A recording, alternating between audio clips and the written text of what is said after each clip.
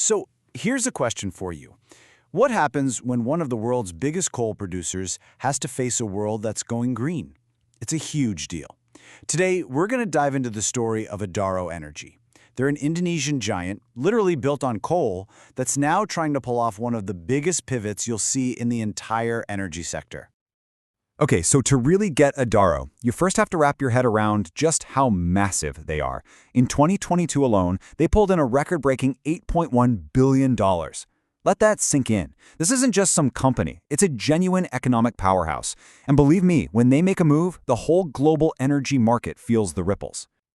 So, where does all that power come from? Well, for decades, the answer has been simple. Coal.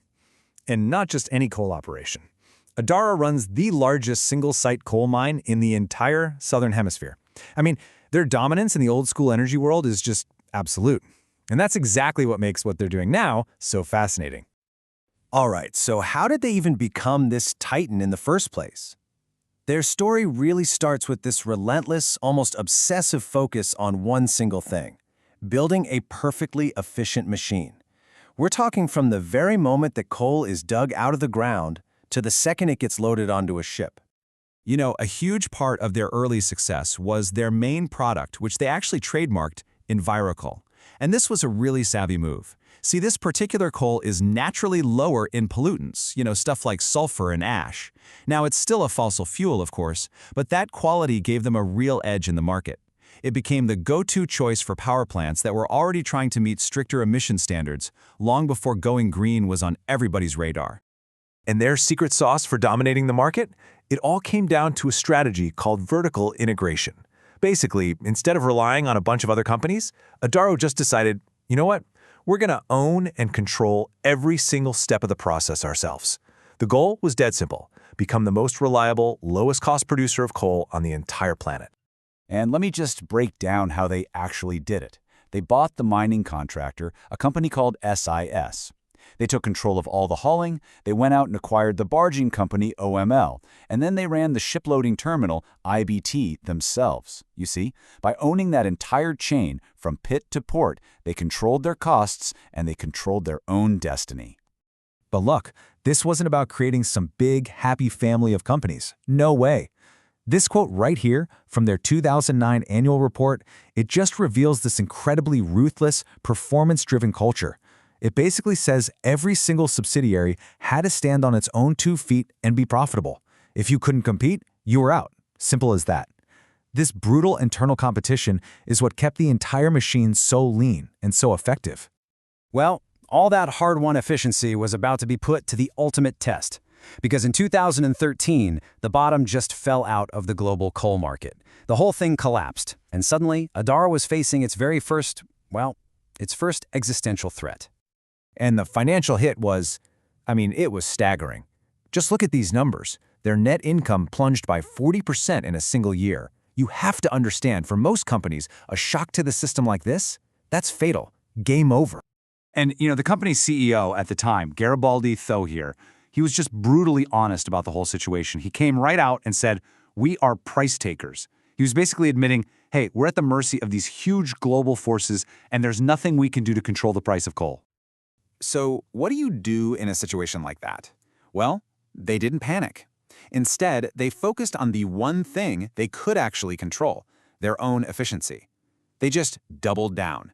They squeezed every last penny out of their costs, and somehow, despite all that market chaos, they still delivered on their earnings promises to investors. It was the ultimate proof that their whole vertically integrated model really worked. Okay, but look, surviving a price crash is one thing. That's a huge achievement. But surviving a complete global shift away from fossil fuels, that's a whole different ballgame. And this brings us to Adaro today, in the modern era, where the challenge isn't just about the market anymore. It's about the future of energy itself.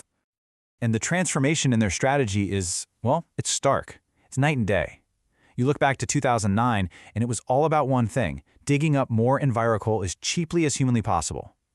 Now, you fast forward to 2022, and the language, the entire focus, has completely changed.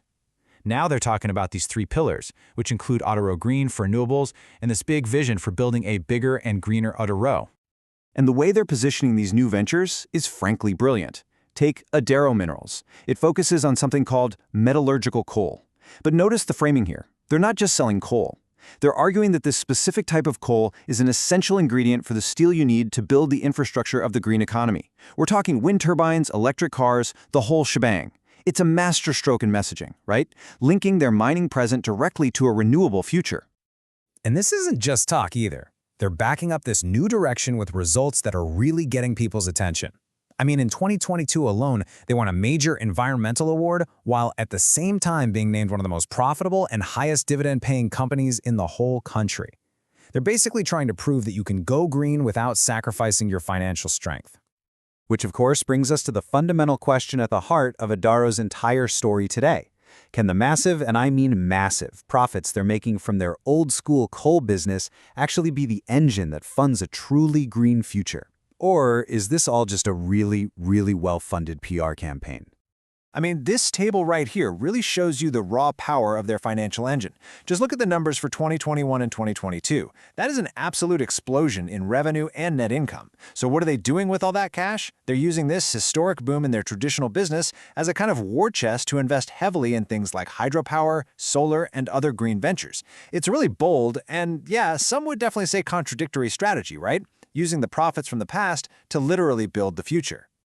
And so, at the end of the day, we're left with this one massive question. Adaro proved it could master efficiency.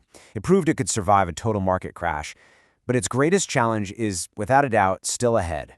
Can a company that literally perfected the art of pulling carbon out of the earth truly reinvent itself for a low-carbon world?